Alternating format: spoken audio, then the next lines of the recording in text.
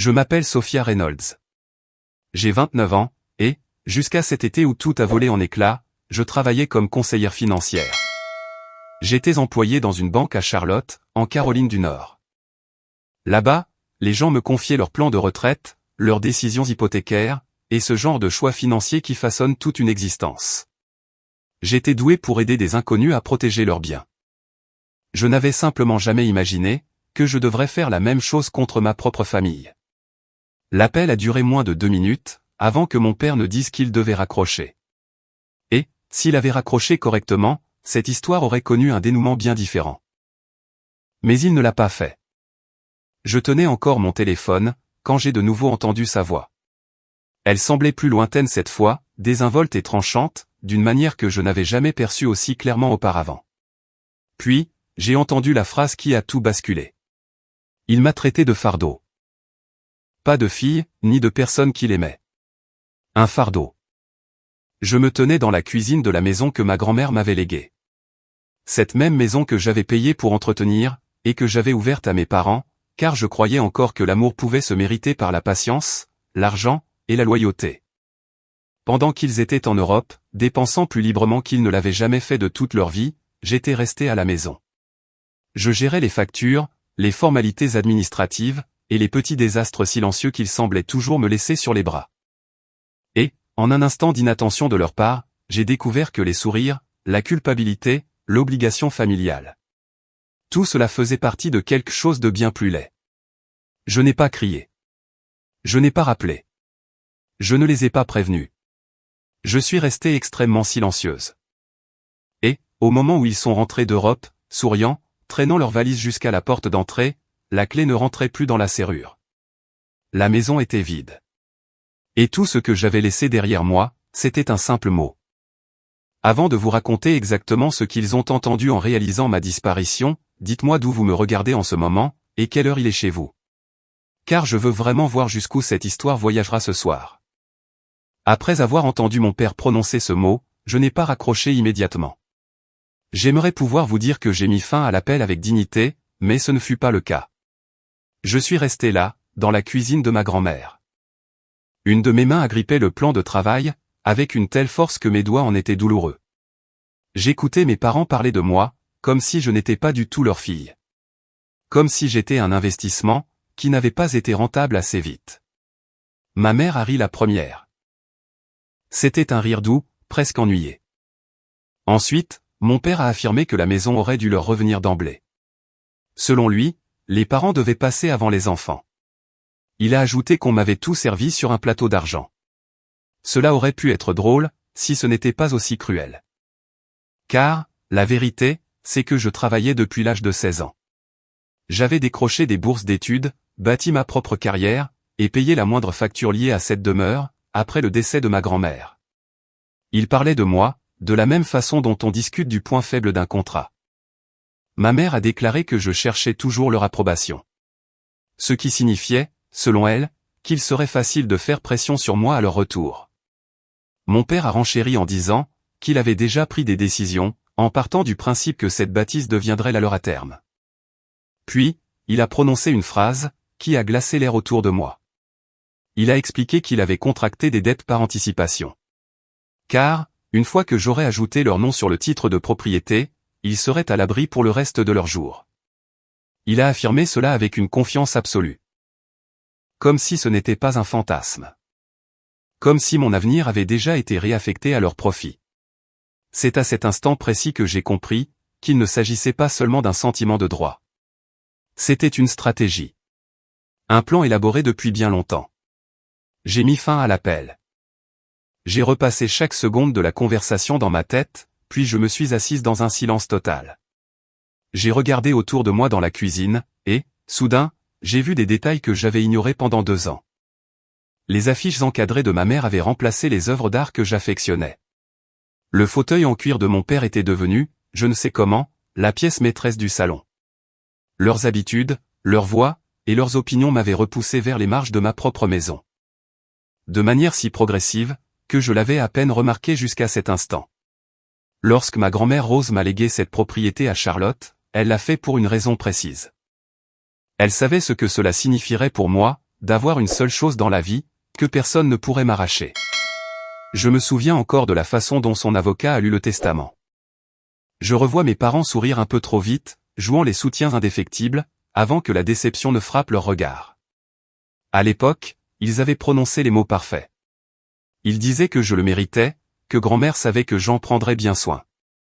Puis, quelques mois plus tard, ils ont suggéré qu'il serait logique qu'ils s'installent temporairement. Pour faire des économies, disaient-ils, et pour être réunis en tant que famille. Le temporaire est devenu permanent, sans que le sujet ne soit jamais abordé avec honnêteté. Je payais les impôts, l'assurance, l'entretien, et la majeure partie des courses. En retour, ils offraient des opinions plutôt que de l'aide. Ils appelaient cela la famille. Moi, j'appelais cela l'amour. Parce que je voulais désespérément croire que c'était bien le cas. Désormais, j'avais enfin ouvert les yeux.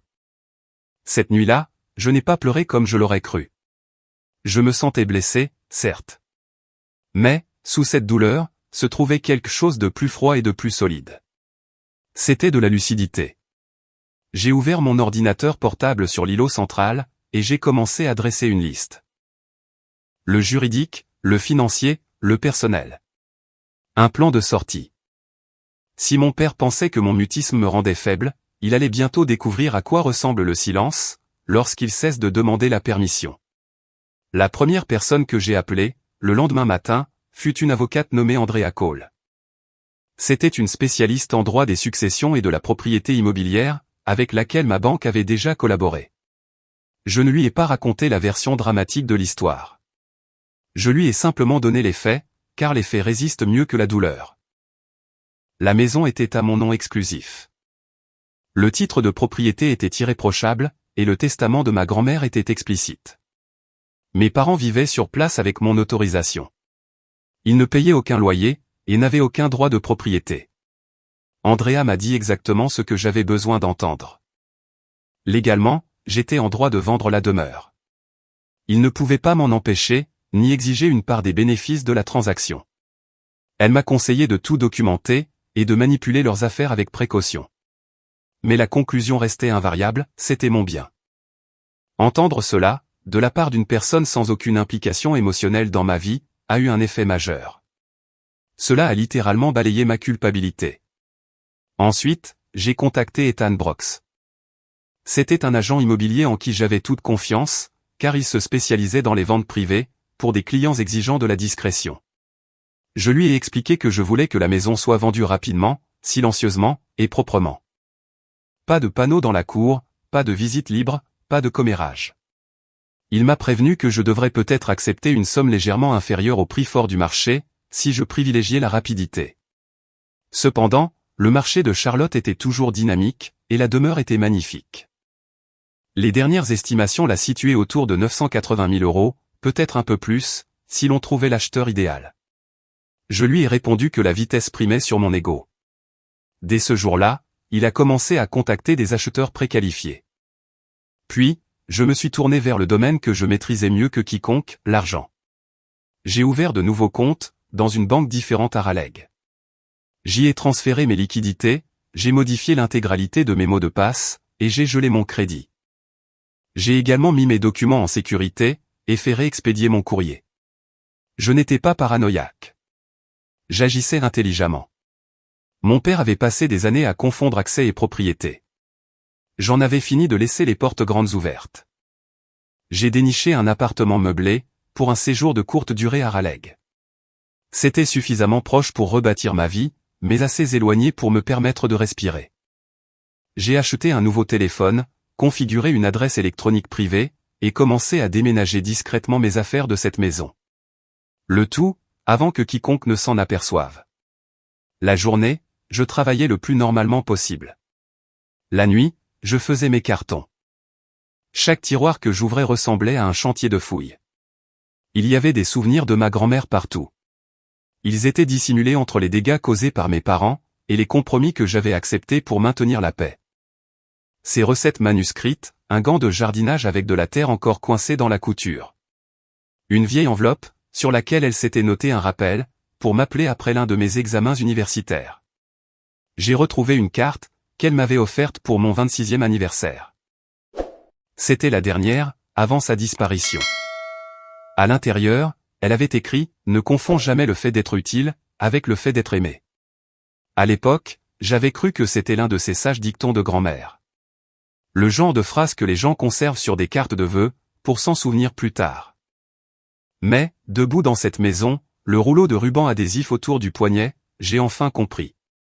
Elle avait essayé de me mettre en garde. 5 jours plus tard, Ethan m'a téléphoné. Il m'a annoncé qu'il avait des touches sérieuses. Un jeune couple, qui déménageait d'Atlanta, et une femme médecin, s'installant avec sa famille depuis Nashville. Les deux parties souhaitaient une transaction discrète, et étaient prêtes à agir vite. Je les laissais organiser les visites, pendant que mes parents continuaient de publier des photos impeccables de Rome et Florence. Ils souriaient devant des fontaines et des cathédrales, que j'avais d'ailleurs aidé à financer. Chaque fois que ma mère mettait en ligne un cliché, accompagné d'une légende sur les bénédictions et la famille, j'avais l'estomac noué. Ils vivaient un rêve éveillé. Et ce, tout en complotant activement pour me dépouiller, de la seule chose que ma grand-mère avait pris soin de protéger pour moi. Ethan a obtenu les offres dans la semaine. L'une était solide, l'autre était encore meilleure et plus franche. J'ai accepté la seconde sans la moindre hésitation. Nous avons programmé la signature définitive, quelques jours seulement avant le retour d'Europe de mes parents. Le timing était crucial. Je ne voulais pas d'une confrontation dans l'allée, ni de hurlements devant les futurs acquéreurs. Je ne voulais pas non plus leur accorder une occasion supplémentaire, de me manipuler en face à face.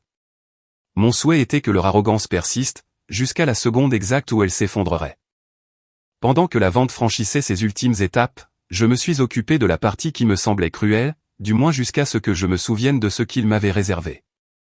J'ai engagé des déménageurs. J'ai dressé l'inventaire de tout ce qui se trouvait dans la maison.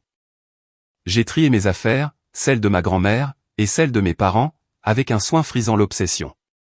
J'ai loué un garde-meuble à leur nom, et j'ai payé 6 mois d'avance. Mon but n'était pas de les voler. J'essayais simplement de ne leur laisser aucune faille, pour me faire passer pour une personne instable ou injuste. Plus je devenais méthodique, plus je me sentais apaisé. Non pas parce que j'étais dépourvu de cœur, mais parce que j'avais passé ma vie entière, à anticiper les réactions des autres. Pour la toute première fois, je préparais le terrain pour ma propre liberté. La signature a eu lieu par un radiomatin de jeudi. L'événement aurait dû me sembler plus grandiose qu'il ne l'a été. Je portais un blazer bleu marine, j'ai paraphé chaque page qu'on me tendait, et j'ai répondu aux questions du notaire. J'ai gardé une voix assurée, même lorsque l'adresse a été lue à voix haute. J'avais vécu dans cette demeure avec ma grand-mère. Puis sans elle. Et enfin, avec 2 personnes qui m'avaient lentement appris à quoi ressemblait l'amour, lorsqu'il cachait de sombres calculs. Au moment où le dernier document fut ratifié, les fonds étaient déjà en cours de transfert, et la propriété ne m'appartenait plus. Je m'attendais à ressentir d'abord du chagrin. Au lieu de cela, j'ai éprouvé du soulagement. Un soulagement si profond, qu'il m'en a presque embarrassé. Ethan m'a prise dans ses bras sur le parking. Il m'a demandé si j'allais bien, et je lui ai répondu la stricte vérité. Je lui ai dit que ça irait. Puis, j'ai repris le volant, directement vers la maison, pour y retrouver les déménageurs. Cette étape fut plus ardue. Non pas parce que je remettais mon choix en question, mais parce que chaque pièce abritait une version de moi-même, qui avait fait trop d'efforts. La salle à manger, où j'organisais les repas de fête. Je faisais toutes les courses, tandis que mes parents se contentaient de critiquer les plats. Le vestibule, où ma mère avait un jour déclaré à un voisin, à quel point elle était fière de la demeure familiale. Le tout, sans jamais avouer qu'elle m'appartenait. La chambre à l'étage, où j'étais resté éveillé plus de nuits que je ne saurais compter. Je m'y demandais pourquoi être une fille dévouée, ne semblait jamais suffire. J'ai supervisé les ouvriers pendant des heures. Mes meubles, mes vêtements, mes dossiers professionnels, mes souvenirs personnels, ainsi que tout ce que ma grand-mère m'avait spécifiquement légué. Tout cela a été chargé dans un camion, en direction de Raleigh. Les vêtements de mes parents, leurs documents, leurs boîtes de photos, et le mobilier de leur chambre, ont été entassés dans un second camion, à destination du garde-meuble. Je n'ai rien abîmé, et je n'ai rien laissé sur place par erreur. J'ai même demandé aux déménageurs d'étiqueter les bacs très clairement. Ainsi, mes parents n'auraient aucune excuse pour invoquer la moindre confusion, par la suite. Une fois les 2 véhicules partis, la bâtisse est devenue étrangement silencieuse, comme si elle retenait son souffle avec moi. J'ai marché de pièce en pièce, pour une ultime visite. L'endroit paraissait plus vaste, plus vide, mais aussi beaucoup plus propre. Dans la cuisine, je me suis arrêté devant l'îlot central, là où j'avais entendu mon père me qualifier de fardeau pour la première fois. Et là, je me suis autorisé à ressentir toutes les émotions que j'avais refoulées pendant la phase de planification. J'ai ressenti l'humiliation. J'ai ressenti la colère. Et j'ai éprouvé le chagrin déchirant de réaliser que certaines personnes n'aiment que ce qu'elles parviennent à contrôler. Ensuite, j'ai pris une grande inspiration, j'ai plongé la main dans mon sac, et j'en ai sorti la note rédigée la veille au soir. J'en avais brouillonné plusieurs versions. Aucune ne me semblait juste, jusqu'à ce que j'arrête d'essayer de paraître spirituel. Finalement, j'ai simplement tracé 2 mots, à l'encre noire, au revoir. Je l'ai déposé en plein centre du plan de travail, là où personne ne pourrait la rater. J'ai verrouillé la porte d'entrée, j'ai glissé les clés dans la fente de la boîte aux lettres, et je suis monté dans ma voiture. En quittant le trottoir, j'ai regardé la maison dans le rétroviseur, une seule et unique fois. Ma grand-mère m'avait légué bien plus qu'un bien immobilier. Elle m'avait offert l'opportunité de me choisir moi-même, le moment venu. Je ne l'ai pleinement réalisé qu'au moment de m'engager sur l'autoroute. Je roulais en direction de Raleigh, sans la moindre intention de faire demi-tour. La première nuit dans mon logement temporaire fut irréelle. Il était exigu, silencieux, et m'était totalement inconnu. Pourtant, chaque centimètre carré de ce lieu respirait la sérénité. Personne ne faisait de remarques sur mon choix de dîner. Personne ne posait de questions intrusives sur mes économies. Et personne ne me rappelait l'étendue des sacrifices, prétendument consentis pour moi. J'ai posé ma valise dans un coin. Je me suis assise au bord du lit, et j'ai attendu que la culpabilité me submerge. Elle n'est jamais venue. À la place, c'est l'épuisement qui s'est invité. Ce genre de fatigue, qui n'apparaît que lorsque l'instinct de survie relâche enfin son emprise. Cette nuit-là, j'ai dormi plus longtemps que je ne l'avais fait depuis des mois. Durant les 2 jours qui ont suivi, j'ai réprimé toute envie de vérifier les horaires des vols. Je refusais de suivre l'heure exacte à laquelle mes parents allaient atterrir. Je savais pertinemment que, lorsque le moment fatidique arriverait, j'en serais informé. Les individus comme eux n'encaissent pas les conséquences en silence. Et, comme prévu, tard dans l'après-midi du dimanche, l'écran de mon ancien téléphone s'est illuminé. Un premier appel en absence de mon père, puis un second. Ensuite ma mère, puis tous les 2 à tour de rôle. Je fixais l'appareil, les imaginant très bien dans l'allée. Avec leur bagage de luxe, et leur visage stupéfait, s'attendant toujours à ce que le monde se prosterne à leurs pieds. Je n'ai pas décroché. 1 heure plus tard, le ballet des messages vocaux a débuté. Au début, mon père semblait simplement agacé, comme s'il estimait que je faisais une scène dramatique. Puis, il est devenu furieux, pour finir véritablement paniqué. Ma mère, quant à elle, est passée de la fausse inquiétude, aux accusations de cruauté pure et simple, en moins de 10 minutes. À la tombée de la nuit, je comptabilisais 17 appels en absence, 9 messages vocaux, et bien plus de textos que je ne pris la peine d'ouvrir. Je n'ai écouté qu'un seul message vocal dans son intégralité. C'était mon père, hurlant que je n'avais aucun droit de leur faire subir cela. Cette phrase m'a presque arraché un rire. Aucun droit. Comme s'il n'avait pas passé ces dernières semaines, à s'arroger tous les droits sur ma maison, sur mon argent, et sur mon avenir. J'ai retourné le téléphone, face contre table, et je me suis préparé un thé. Pour la première fois de ma vie, leur chaos se déroulait dans un endroit, où je n'étais pas obligé de me trouver.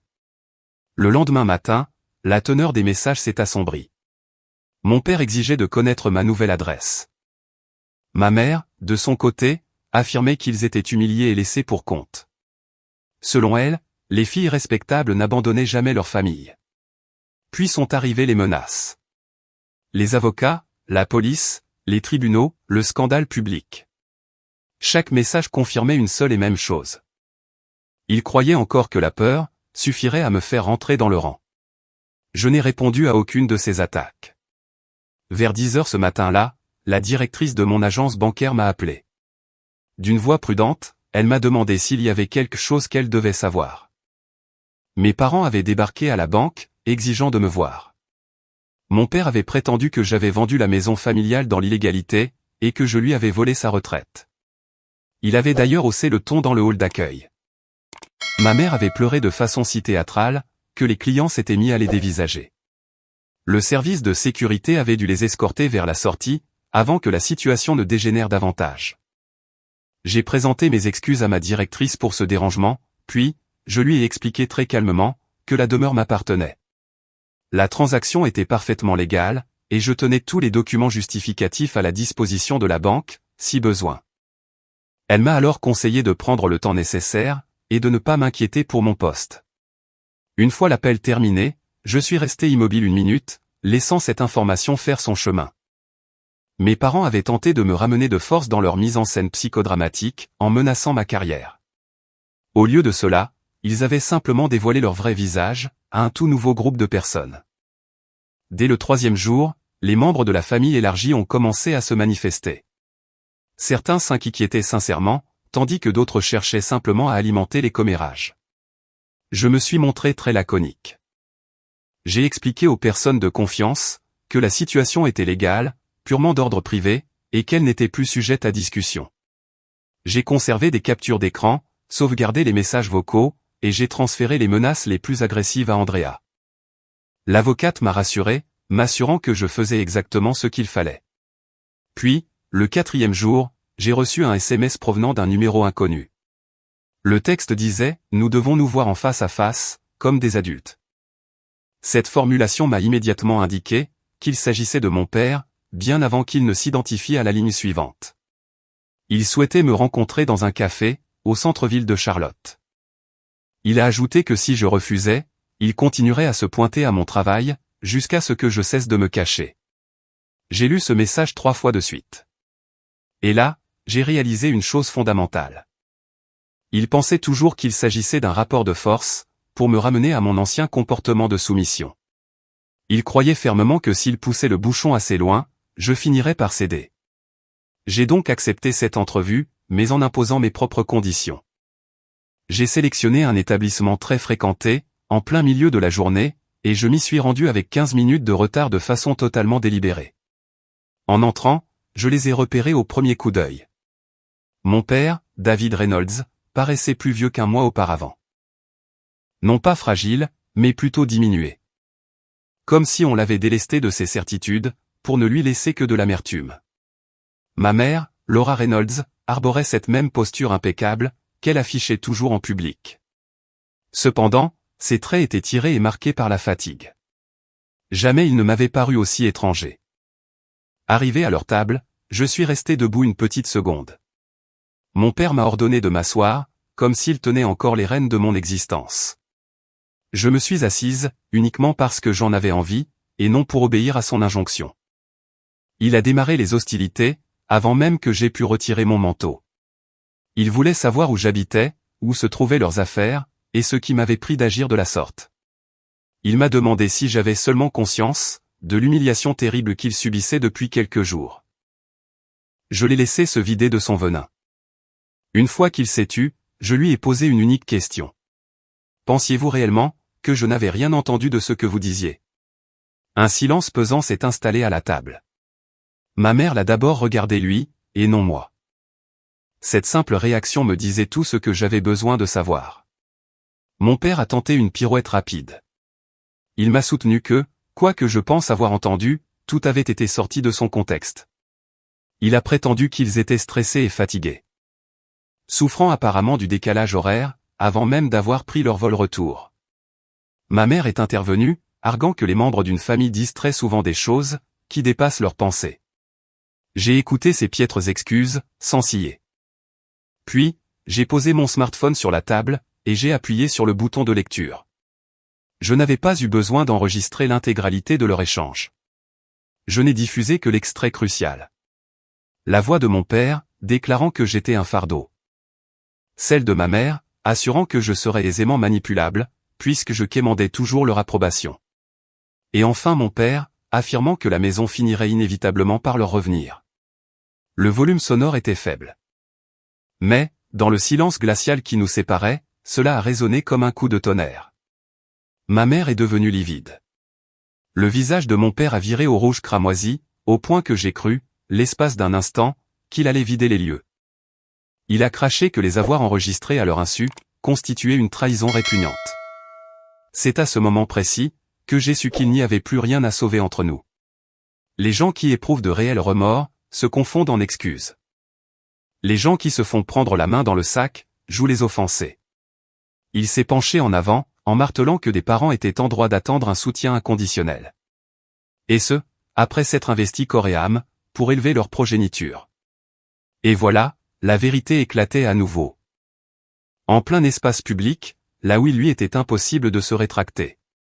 Je lui ai signifié, très clairement, que le fait d'élever un enfant n'engendrait en aucun cas une dette à vie. Je leur ai déclaré, à tous les deux, que jamais plus je ne financerai leur train de vie luxueux. Que je ne les hébergerai plus, et que je ne discuterai plus de mes finances en leur présence. Je les ai informés que leurs affaires reposaient en sécurité dans un garde-meuble, dont j'avais d'ailleurs réglé les 6 prochains mois de loyer. Et que ce geste serait l'ultime marque de bienveillance logistique qu'ils obtiendraient jamais de ma part. Ma mère s'est alors mise à pleurer. Mais ces larmes n'avaient plus le même effet sur moi qu'auparavant. J'avais passé bien trop d'années à confondre les sanglots avec l'innocence. Mon père a expliqué qu'il n'avait nulle part de convenable où s'installer, car il avait échafaudé des plans de vie.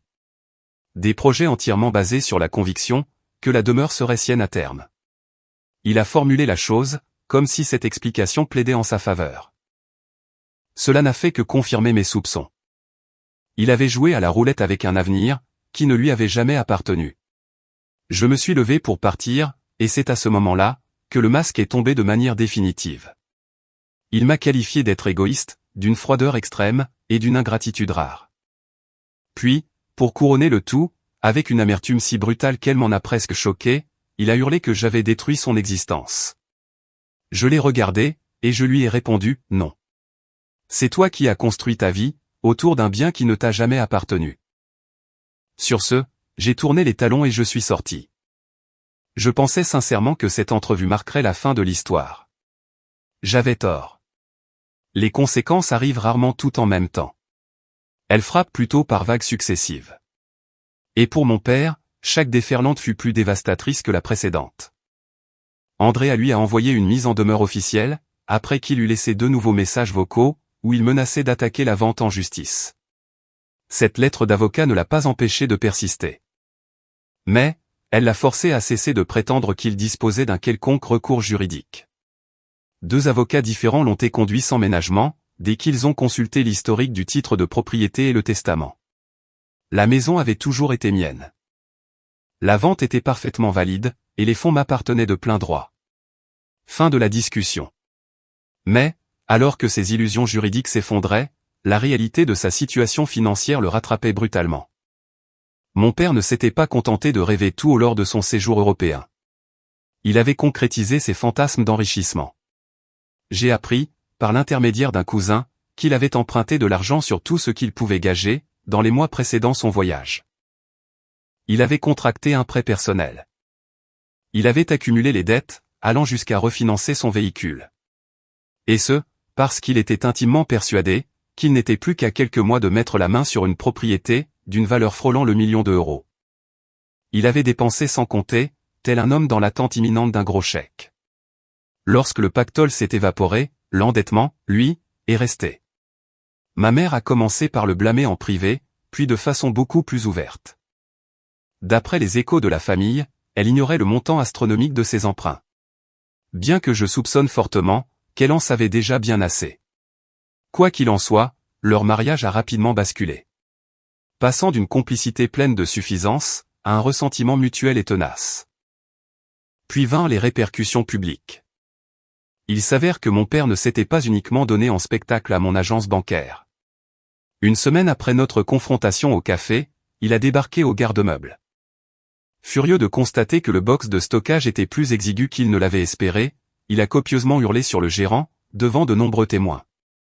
L'une des personnes présentes l'a reconnu. Elle savait qu'il travaillait encore à temps partiel, chez le concessionnaire automobile du quartier.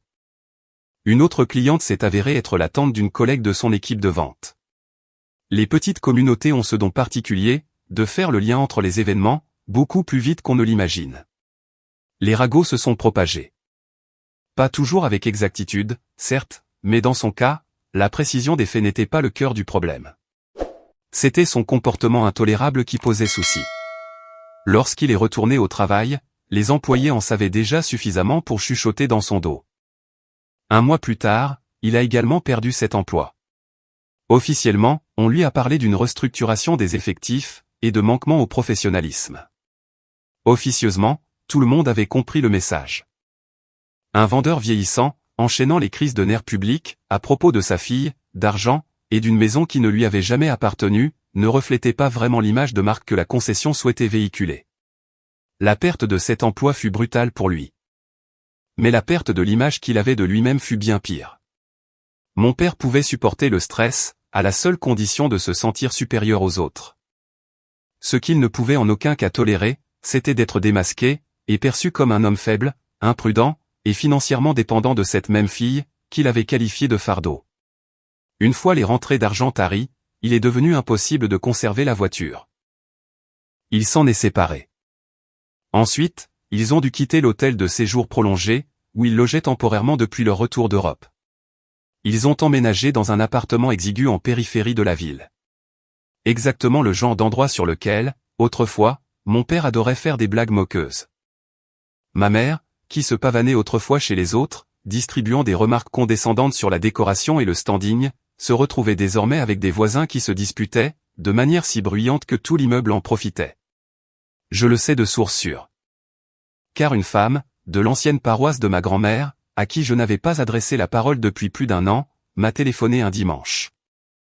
Avec une satisfaction non dissimulée, elle m'a raconté que mes parents avaient été aperçus, traînant des meubles d'entrée de gamme dans une cage d'escalier étroite.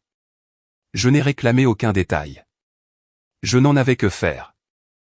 Le châtiment de mon père ne consistait pas uniquement en la perte de cette maison, dont il pensait pouvoir s'emparer.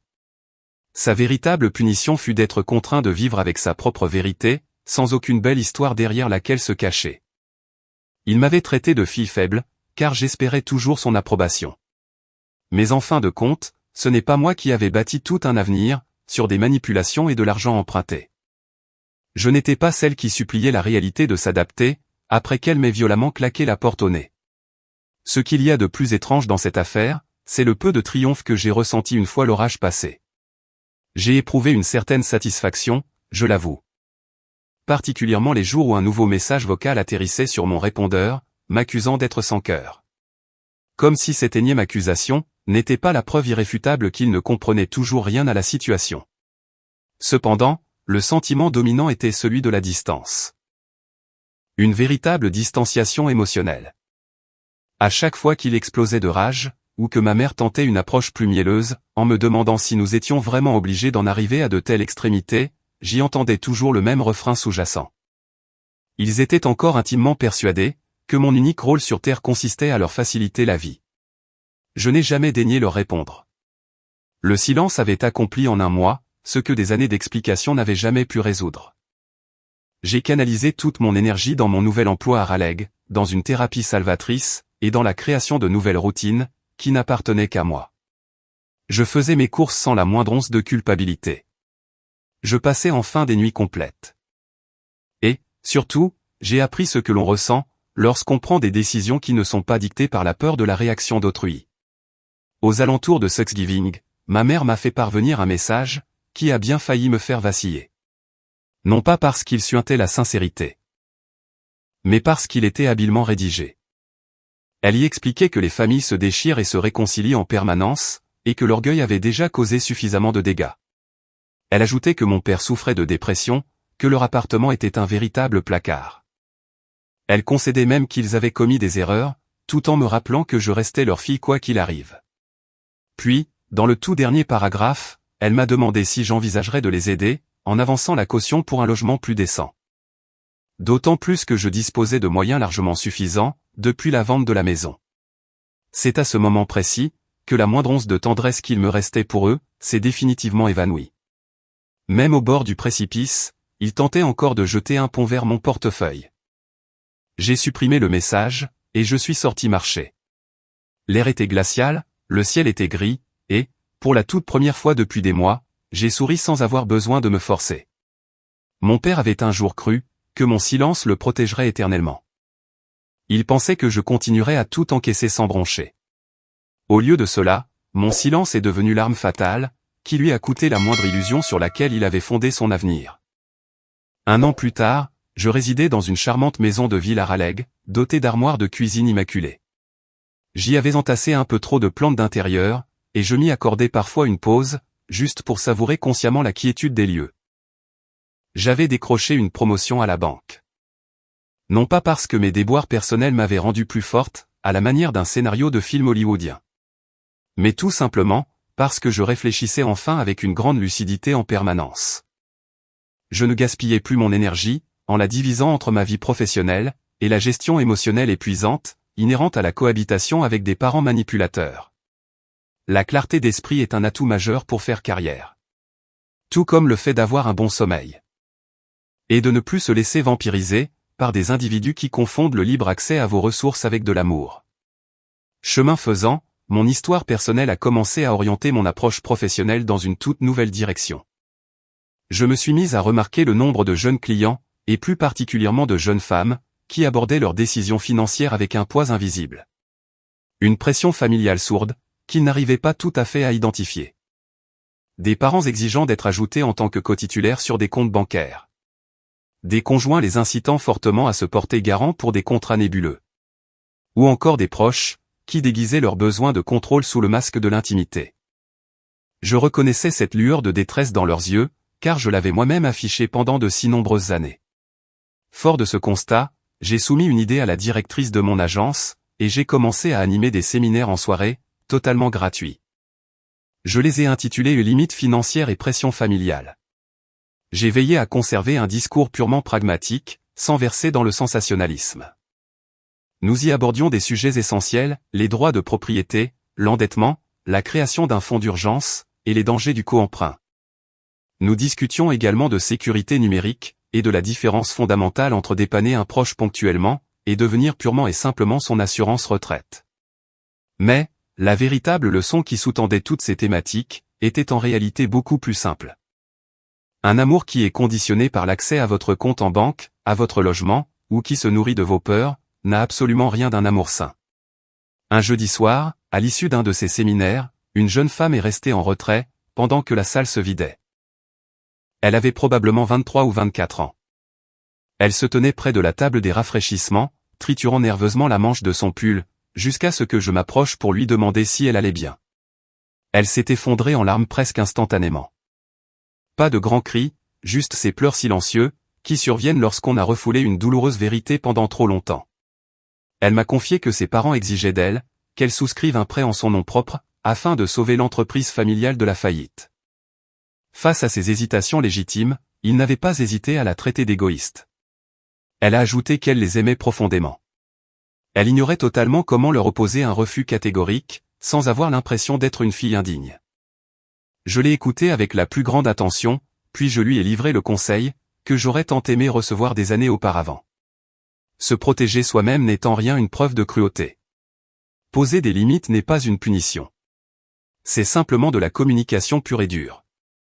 Cela permet d'enseigner aux autres où s'arrête notre espace personnel, et où doit s'achever leur sentiment de tout se permettre. Elle m'a serré dans ses bras avant de partir.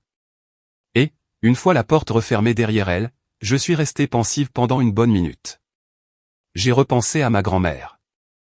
À la façon dont elle avait décelé la dynamique toxique de mes parents, bien avant que je n'en prenne moi-même conscience. Je repensais à la façon dont une maison, une simple phrase surprise lors d'un coup de téléphone, et une décision ferme de cesser toute justification, avaient réussi à modifier radicalement le cours de mon existence. Je ne hais pas mes parents. Cette déclaration a le don de surprendre les gens, mais c'est l'absolue vérité. La haine vous maintient enchaîné aux choses qui vous ont fait du mal. Ce que je ressens aujourd'hui, s'apparente plutôt à de l'acceptation. David Reynolds est le genre d'homme, qui confond l'emprise avec le respect. Laura Reynolds est le type de femme, qui va jusqu'à qualifier la manipulation de maintien de la paix, du moment que cela préserve l'image d'Épinal de la famille. Ils sont ce qu'ils sont. Ce n'est pas mon rôle de les réparer. Ma seule mission, consiste à m'assurer que leur vision déformée de la réalité, n'ait plus jamais la moindre influence sur la mienne. C'est là, bien plus que toute autre chose, la véritable leçon que j'ai retenue de cette épreuve. Parfois, l'aspect le plus instructif de la douleur réside dans le vocabulaire qu'elle vous apprend à poser sur les mots. L'abus financier, l'amour conditionnel, le chantage émotionnel. Une fois que l'on est capable de mettre un nom précis sur un schéma toxique, on peut enfin cesser de le subir avec un aveuglement docile. Et parfois, le savoir le plus précieux que l'on puisse transmettre à autrui, se résume à une simple évidence: une famille ne devrait jamais, sous aucun prétexte, exiger de vous que vous sacrifiez votre dignité, pour avoir le droit de lui appartenir. J'ai longtemps cru qu'être une fille exemplaire impliquait de toujours supporter davantage de choses. Qu'il fallait se sacrifier, pardonner à la vitesse de l'éclair, et se terrer dans le silence, quel qu'en soit le coût personnel. Aujourd'hui, je suis intimement convaincu qu'être un adulte sain d'esprit exige, avant tout, d'être honnête envers soi-même. Et ce, même si cette vérité a le don de détruire l'image faussée qu'une autre personne s'est construite de vous. Si l'on devait tirer un quelconque bénéfice de toute cette histoire, ce serait sans aucun doute le suivant: je ne fais plus l'amalgame entre la culpabilité et le sens des responsabilités. Je ne confonds plus la pression psychologique avec des preuves d'amour. Et surtout, je ne crois plus qu'il soit nécessaire d'obtenir une quelconque autorisation pour entreprendre de se sauver soi-même. Mon père s'est lourdement trompé sur un point crucial, ce jour-là au téléphone. Je n'ai jamais été un fardeau pour qui que ce soit. C'était moi qui portais tout le monde à bout de bras. Le jour où je me suis enfin délesté de ce fardeau accablant, c'est le jour précis où ma véritable vie a enfin commencé.